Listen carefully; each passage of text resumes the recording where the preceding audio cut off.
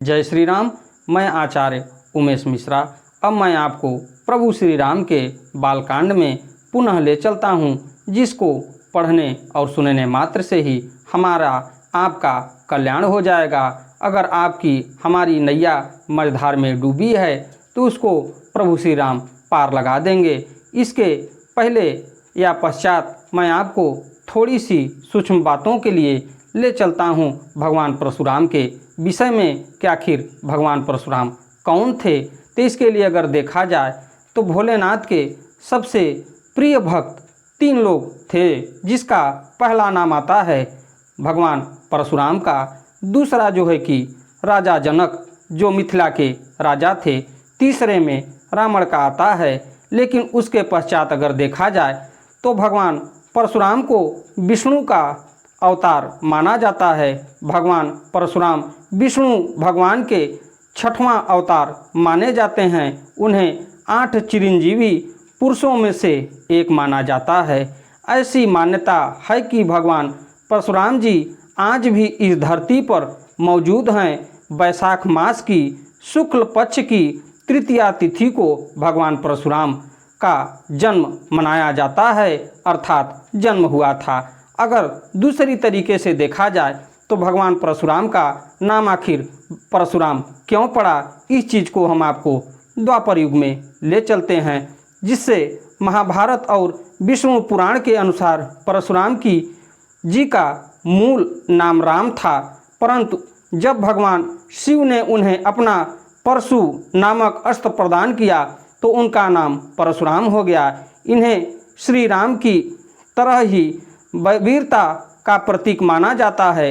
हिंदू धर्म की मान्यताओं के अनुसार परशुराम जी भी अमर हैं और आज भी पृथ्वी पर निवास करते हैं। इसी के साथ मैं अपनी वाणी को विराम देते हुए प्रभु श्री राम के बालकांड में ले चलता हूँ। आप बालकांड को सुनिए और समझिए, प्रभु श्री राम की प्रभुता को जानिए। तो ओम श्री जानकी वल्लभो विजयते। इसके पहले मैं भगवान गणेश अम्मा सरस्वती से उनके चरणों में शीश नवाते हुए वंदना करता हूँ कि हमारे इस पुण्य कार्य को सफल बनावें और हमारे विश्व, हमारे देश में जहाँ भी कोई मांगलिक कार्यक्रम हो रहा है उसमें अपना योगदान प्रदान करें और उसे सफल बनावें। तो आइए हम चलते हैं बालकांड में।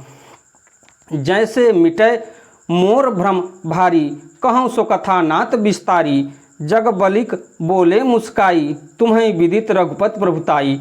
हे नाथ, जिस प्रकार से मेरा यह भारी भ्रम मिट जाए आप वही कथा विस्तार पूर्वक कहिए। इस पर यज्ञ बल्लक जी मुस्कुरा कर बोले, श्री रघुनाथ जी की प्रभुता को तुम जानते हो। राम भगत तुम मन क्रम बानी, चतुराई तुम्हारी मैं जानी। चहऊँ सुनय राम गुण गूढ़ा, किन्हऊँ प्रश्न मनऊँ अति मूढ़ा। तुम मन वचन और कर्म से श्री राम जी के भक्त हो, तुम्हारी चतुराई को मैं जान गया।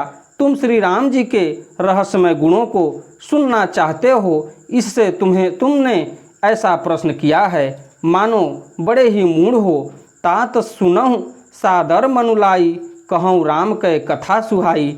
महामोह महिषेश विशाला, राम कथा कालिका कराला। हे तात, तुम आदरपूर्वक मन लगाकर सुनो, मैं श्री राम जी की सुंदर कथा कहता हूँ।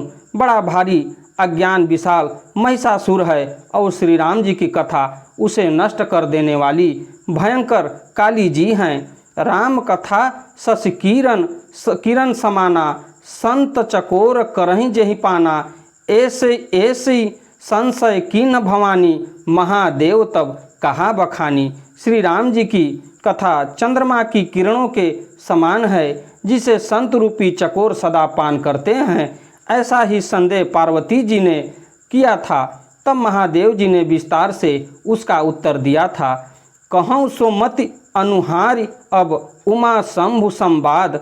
भयों समय जेहि हेतु जेहि, सुन मुनि मिटी विषाद। अब मैं अपनी बुद्धि के अनुसार वही उमा और शिव जी का संवाद कहता हूँ। वह जिस समय और जिस हेतु से हुआ उसे हे मुनि तुम सुनो, तुम्हारा विषाद मिट जाएगा। एक बार त्रेता युग माही, शंभु गए कुंभज ऋषि पाही, संग सती जगजननी भवानी, पूजे ऋषि अखिलेश्वर जानी। एक बार त्रेता युग में शिव जी अगस्त ऋषि के पास गए। उनके साथ जगत जननी भवानी सती जी भी थी। ऋषि ने संपूर्ण जगत के ईश्वर जानकर उनका पूजन किया। राम कथा मुनि बर्ज बखानी, सुनि महेश परम सुख मानी।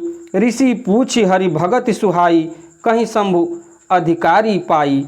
मुनिवर अगस्त जी ने राम कथा विस्तार से कही, जिसको महेश्वर ने परम सुख मानकर सुना। और फिर ऋषि ने शिव जी से सुंदर हरि भक्त पूछी और शिव जी ने उनको अधिकारी पाकर रहस्य सहित भक्ति का निरूपण किया। कहत सुनत रघुपति गुण गाथा, कछु दिन तहाँ रहे गिरिनाथा।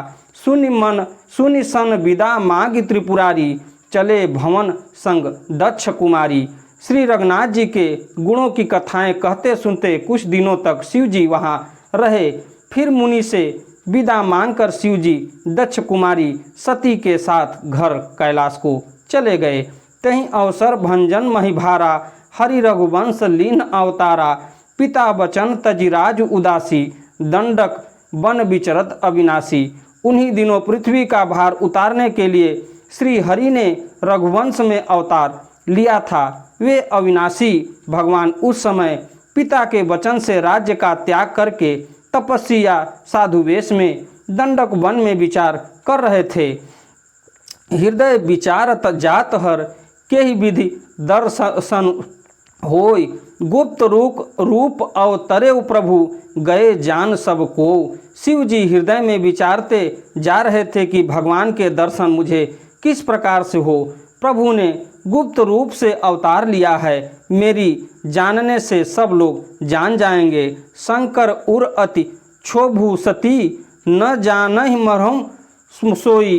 तुलसी दर्शन लोभ मन, डर लोचन लालची। श्री शंकर जी के हृदय में इस बात को लेकर बड़ी खलबली उत्पन्न हो गई, परंतु सती जी इस भेद को नहीं जानती थी। तुलसीदास जी कहते हैं कि शिव जी के मन में भेद खुलने का डर था, परंतु दर्शन के लोभ से उनके नेत्र ललचा रहे थे।